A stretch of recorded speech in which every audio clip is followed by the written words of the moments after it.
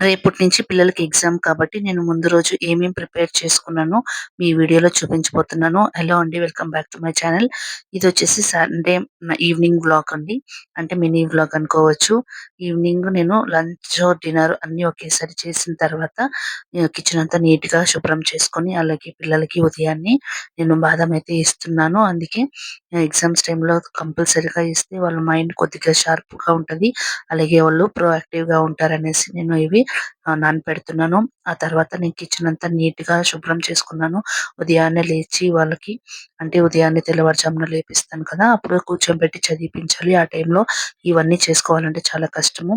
కిచెన్‌లోకొస్తానే mind అంతా పీస్‌ఫుల్‌గా ఉంటుంది. అవి చూస్తానే మనకు కూడా చాలా యాక్టివ్‌గా ఉంటది. ఇలాంటి మెస్ అంతా ఉంటే అసలు బాగుండదు. సో, అందుకనేసి నేను నైట్ అంతా క్లీన్ చేసుకొని ఏమేం పనులున్నాయని పిల్లల్ని నిద్రపించిన తర్వాత నేను పనులన్నీ చేసేసుకున్నాను.